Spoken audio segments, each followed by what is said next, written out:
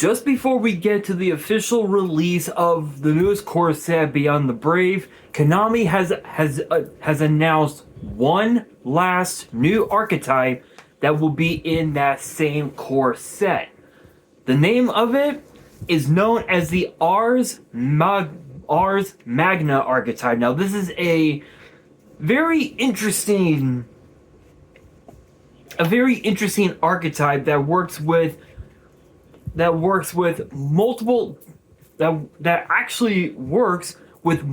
archetypes, which include Archmage, Doom Z, and of course the Elf No archetype, as well as the Power Patron and the Medias archetypes as well. So this can work with pretty much any one of those 5 decks, and there are 7 cards that are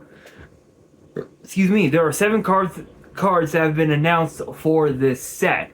So I am not gonna waste any time. I'm gonna get straight into it, and we are gonna kick things off with Theorealize Medias.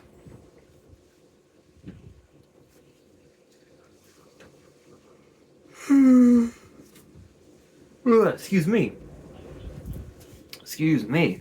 4-star Dark Fairy, 1800 attack and defense, and it says that this card is always treated as a Power Patron card, and both of its effects are once per turn. The first effect reads: if a Power Patron card is on the field, you can special summon this card from your hand. Then you can add 1 Theorealize spell or trap from your deck to your hand. Second effect reads: if a monster becomes banished face up, you can activate one of these effects. Add 1 Ars Magna card from your deck to your hand. Banish this card, and if you do special summon a Diecterus monster from your extra deck. So it's basically a Cyber Dragon with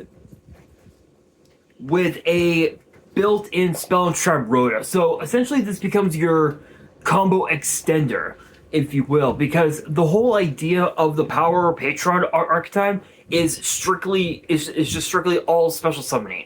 And because of that, this card can basically Sidra itself out, and you get to add any excuse me. Sorry about that, guys. You get to add pretty much any Theorealize spell or trap to your hand, which you could add the field spell. You can add the Solemn Judgment. There's so many cards for the Theorealize archetype that you can add, but in true reality, you're mostly just going to be adding the field spell, because the field spell, if my memory serves correct, I believe it has a floodgate effect. I could be wrong, and it's been a while. It's been quite some time since I've talked about the Theorealize archetype, and I believe that they do have a field spell that has a floodgate effect, and then the second effect. Excuse me. The second effect is basically a double-edged sword with each effect. So the first part of the effect reads: add 1 Ars Magna card from your deck to your hand. So on one hand, it's good because you can add a combo extender. You can add the combo starter if you wanted. There are so many cards, so many different Ars Magna cards that you can add to your hand. On the other side of that spectrum, this card's effect can easily die to Ash Blossom.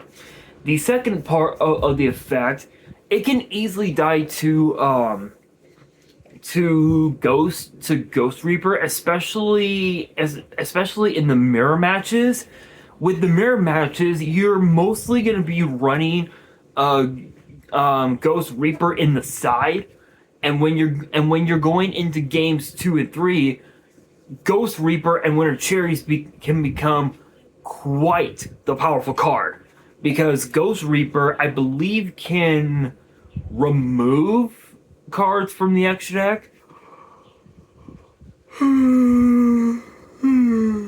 Excuse me. Sorry about that, guys. But yeah, honestly, not too bad. I mean, yeah, sure, it can die to hand traps, but then again, that's pretty much every single card in the format, where no matter what card you play, it can easily die to Droll, it can die to Ash, it can die to Nibiru. Like, there are so many hand traps that cards can die to. Next up, we've got Ars Magna of Infinity and Affinity.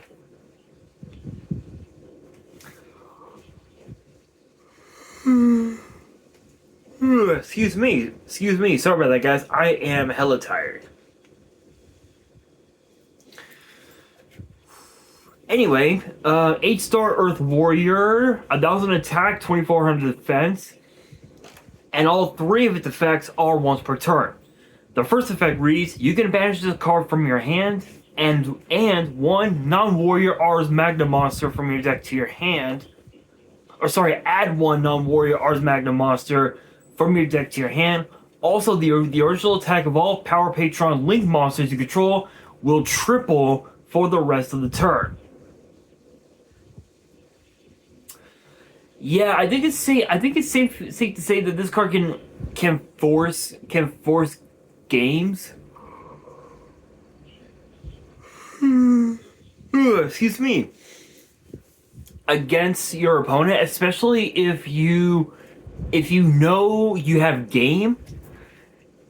That can be quite the effect. Second effect reads: if a fusion and or league monster is special summoned while this card is banished, you can special summon this card.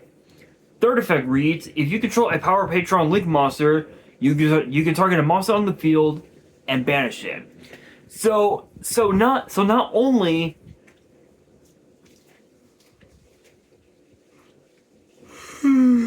excuse me, holy shit, guys, I am so sorry, I am super tired. So the first effect can actually conjoin with the second effect, because you can use both effects in, not, I wouldn't say in the same chain, but you can but you can use both effects in the exact same turn, where you go effect of this card, you banish it, then you add any non-warrior Ars Magna monster to your hand, which typically you could add Medius to your hand. You could also add as well this other monster that I'll talk about here in a second, which is kind of insane. And then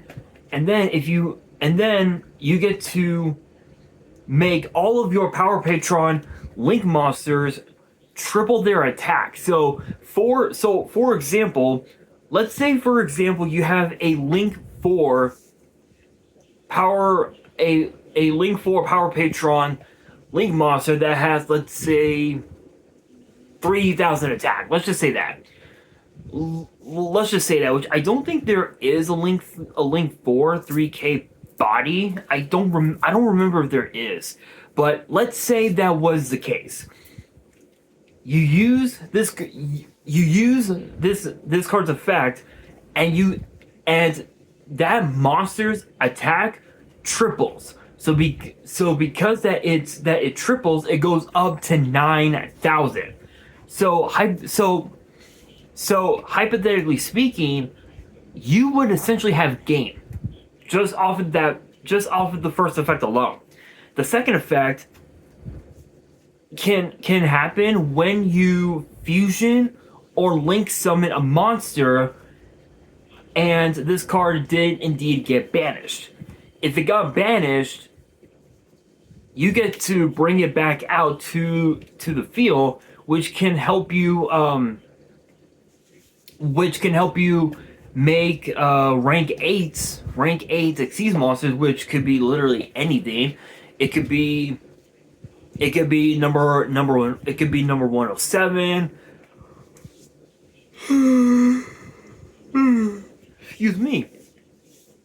Excuse me. You can summon number 38 as well. There are so many different rank 8s you could summon just off of the second effect alone, which is insane. And then the third effect, I mean, you just banish the card. That's pretty much it. Not much else to say about that. Next up, we've got Ars Magna of Purification and Corruption. And if I'm being honest, the artworks on these look really cool. Super badass.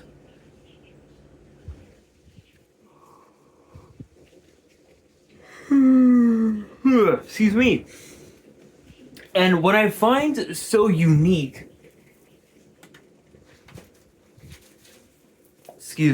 Sorry about that, guys. What I find so unique about the monster cards from back in the day to now, to give you guys a good example, I actually have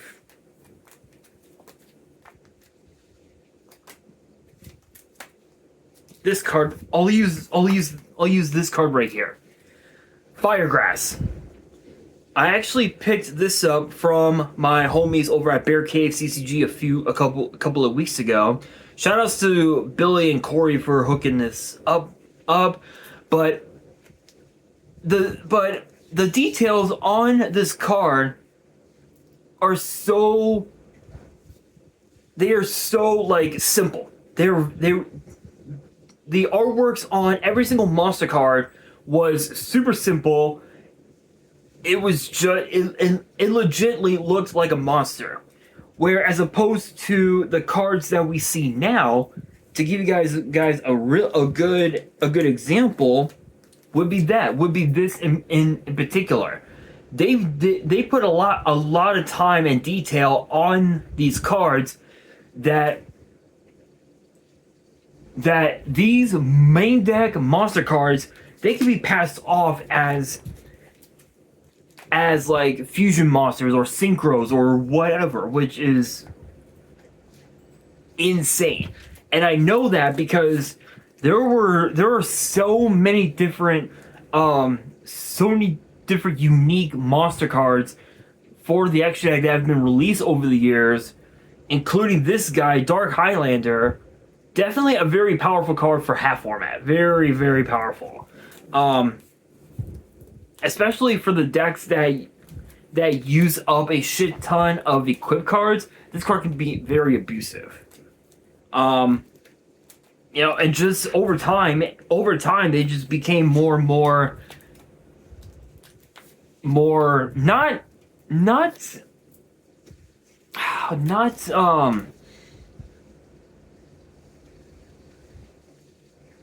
I guess the better term would be more unique, if you will. Here's another good example. Hinotama Soul, another LOB first ed card, which I believe this might be Asian English? I could be wrong because it has the Japanese logo on the back right here. But on the front, it's English. So I don't know if it's really Asian English or if it's something else entirely. You guys can let me know in the comments below. I mean, funny enough, anything from like LOB, Metal Raiders, and whatnot that are first edition are going to be worth a lot of money. But with that being said, moving on, Purification, 8-star Wind Dragon with 1,000 attack, 2,100 defense, All three of its effects are once per turn. The first effect reads, you can banish a card from your hand, add one Ars Magna spell or charm from your deck to your hand. Also, until the end of the next turn, the first 3 times each of your Power Patron Link monsters will be destroyed by battle each turn. It is not. Second effect reads, if it exceeds and or Link monster has special summon, while this card is banished, you can special summon this card. Third effect reads, you can target spells and traps on the field up to the number of Power Patron Link monsters you control, banish them. Okay, so let's recap, right? Because there is another level A monster that has yet to be talked about, which is known as Ars Magna of Unification and Separation.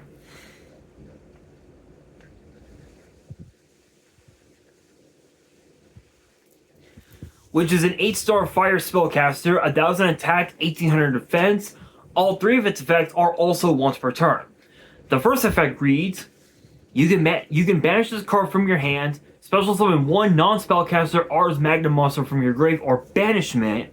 Also, your Power Patron Link monsters can make up to 3 attacks on monsters during each battle phase this turn. Second effect reads, if a Synchro and or Link monster is special summon, while this card is banished, you can special summon this card. Third effect reads, you can banish one Ars Magna card from your grave, draw 1 card. Okay, think about this, okay? Let's look at the first effect of every single one of these 3 monsters. So, Infinity triples the attack of all of your Power Patron Link monsters for the rest of the turn. Purification and Corruption can protect all of your Power Patron Link monsters from being destroyed by battle 3 times every single turn. And then Unification and Separation, your Power Patron Link monsters can make 3 attacks. So again, if one of your Power Patron Link monsters had, let's say 3,000 attack, and it triples to 9,000, with all 3 of these monsters on board, you essentially have game. Like, you 100% have game, and your opponent can't do shit. The only way that they would be able to do anything is if they had a floodgate, you know, like Rivalry of Warlords, or there could be only one, or something like that, or like maybe Skill Drain. Because even by today's standards, Skill Drain is still a very busted ass card. Even in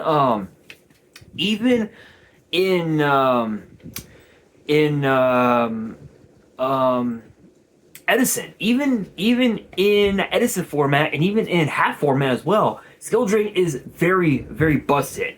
It can stop Twilight decks. It can stop pure Lightsworn decks. It can stop Machina decks. It can stop Vayu Turbo hybrid decks. It can stop pretty much every single deck in the format, and it can even stop as well the mirror matches, which wouldn't be too bad, honestly. And excuse me, and I know that because in Edison format, every time I get paired up with another Blackwing player, I always lose. I always lose the mirror matches because I always forget to throw in at least one copy of Skill Drain. But to be fair, in the mirror matches, you really don't use monster effects all that much anyway, because it's like you don't want to make a mistake when it comes to the mirror matches. So yeah, maybe next time I'll have to throw in Skill Drain if I play a mirror match, but it definitely won't be this Sunday because this whole weekend I will be putting my focus on SummerSlam, so there will be no video tomorrow, but the content will resume on Sunday with the results of both nights of SummerSlam. Next up, we've got Meaty Curious, the Power Patron of Illusions.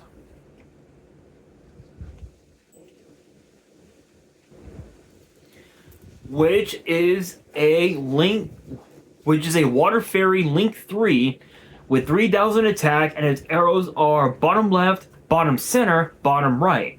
And of course, two or more monsters, including a fusion, synchro, exceeds, or link monster. Also, how in the fuck? I want somebody out there in the world. I don't care who the hell it is. Somebody explain to me how the fuck this is a fairy. I just don't get it. I just don't get it. For all we know, this could be passed off as a it could be passed off as a beast warrior, it could be passed off as a fiend, but a fairy? Really? Really? What the fuck? Anyway, the effect reads as follows. Gains these effects based on the number of monsters it points to. One or more. Once per turn, you can negate the effects of as many face-up monsters board controls as possible, and if you do, have their attack until the end of the turn. Two or more, unaffected by your opponent's activated card effects. Three, once per opponent's turn as a quick effect, you can banish both this card and all cards your opponent controls. This is exactly what I was talking about. So if you have this card on board in your extra monster zone, plus unification, purification, and infinity on board, if you have all three of them in defense position, and they're all being pointed to by this one link monster, this card ends games. This card legit ends games because you get to basically treat this card as a skill drain. It literally is a skill drain for your opponent's entire board, which is fucking broken. Next up, we've got Ars Magna Citrinitas?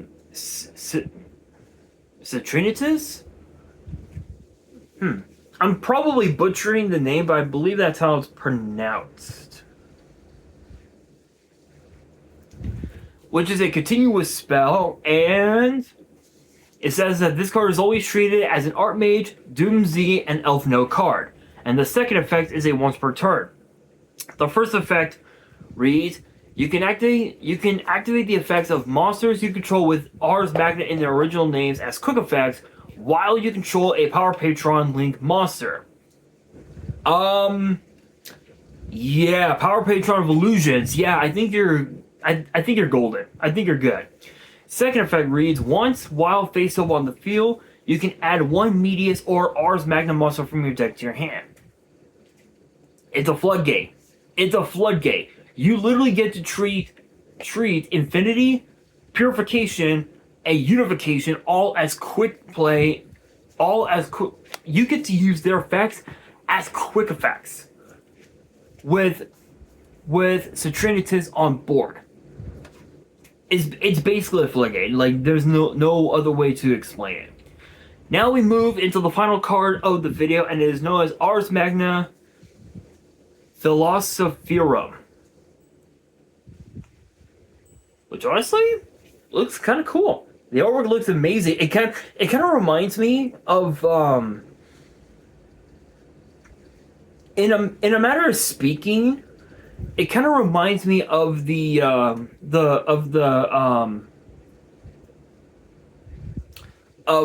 battle that Yuma Tsukumo had with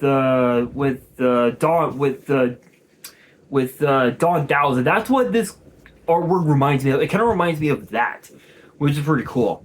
Both of its effects are a hard once per turn, and the first effect reads, target up to 3 Ars Magna monsters in your field or grave, banish them, then you can negate the effects of up to the same number of face-up cards on the field until the end of the turn.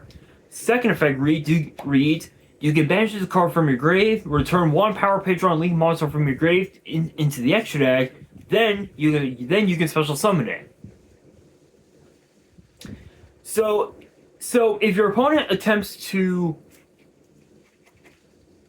So here's the crazy thing, right? If you're going first and your board is Citrina's illusions with the 3 monsters plus some hand traps and this one card, and your opponent attempts to break your board with just one monster card that can nuke your entire board. You get to chain this card. You banish all three of the monsters. You get to then negate your opponent's 3 cards. Then those monsters' effects activate, and you summon them back to the field in defense mode. So, in a manner of speaking, this one card acts as a different dimensional different dimensional matter transporter, where you get to banish your own cards for a singular turn, which is busted.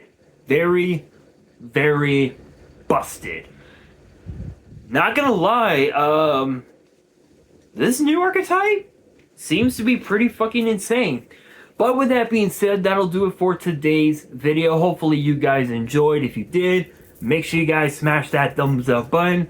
If you guys are new to the channel and you guys want more card discussions in the future, then be sure to subscribe to the channel, turn on the notification bell, and as always, make sure you guys are following me on all of my social media. All of my ads will be in the description below, as will the info to my fan mail. It will also be in the description as well. And on that, this is your boy Nash, signing out.